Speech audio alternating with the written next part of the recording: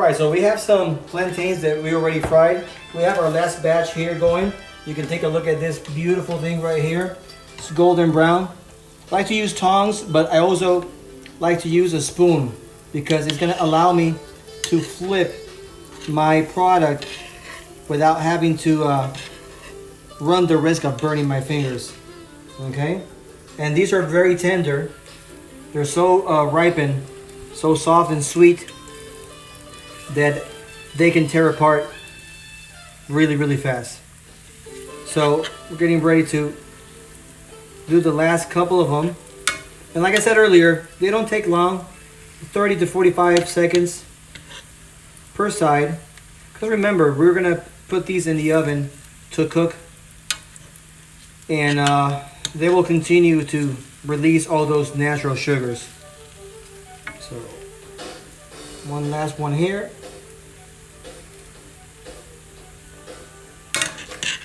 You can see we're at a medium-low heat. Basically what I'm using is a butter with a little bit of canola. What this does is you get that butter flavor without running the risk of burning the butter too much.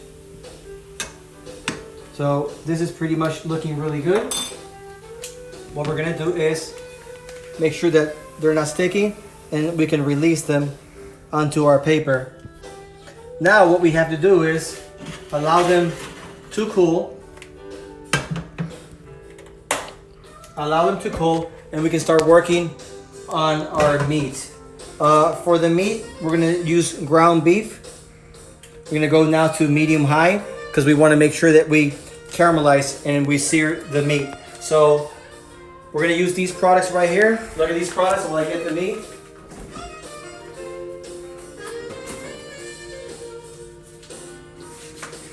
All right, so we have our ground beef here.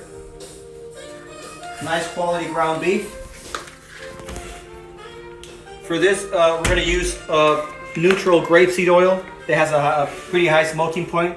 So we can caramelize our ground beef without running the risk of burning the oil, because then it'll taste bitter. First, I want to make sure that I sear this meat. I want to make some good caramelization, get some good color. Then I'll start adding my aromatics. So with these same tongs, what I'm gonna do is start breaking little pieces of my ground beef. See if I can turn around so you can take a look at it. Basically what you wanna do is break apart the meat in nice little strands. This is about a pound and a half of ground beef, 73.27. I like to keep a little bit of the fat in the meat, so we can get more flavor out of it. So always work safety. Get your little rag and with a wooden spoon start breaking your meat. If you can look in here, see how it's going. I've raised the heat too high because the worst thing that you can do is have gray meat. You want to make sure you have good caramelization on your meat.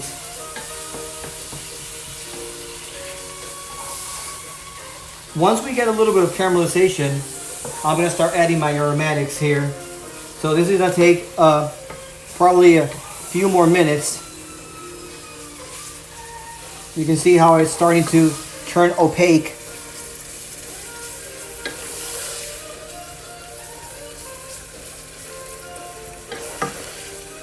So I just want this a little bit of red from the meat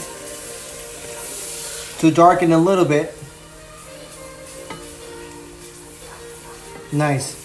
Now while this is cooking, I can come here and start adding my aromatics. This is a mixture of annatto. It has a little bit of smoked paprika, cumin, oregano, onion powder, and garlic powder. So mix it all together here. What it's gonna do is gonna toast these spices with the oil, and it's gonna give us a nice aromatic flavor. So that's in there. We're gonna go ahead and add our sofrito. This is one of the staples of Caribbean cuisine. It has fresh onion, garlic, cilantro, all blended together. Makes a nice paste. We're gonna go ahead and add our bay leaf and the rest of our aromatics. We got some onions.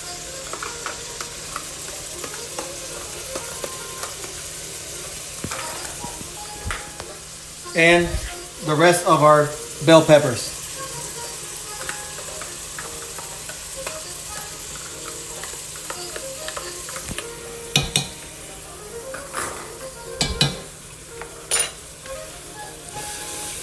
Basically what we're going to do is cook this until all these flavors come together, until they caramelize a little bit.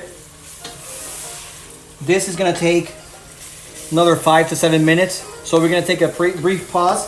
When we come back, I'm going to show you how to put everything together. So stay tuned.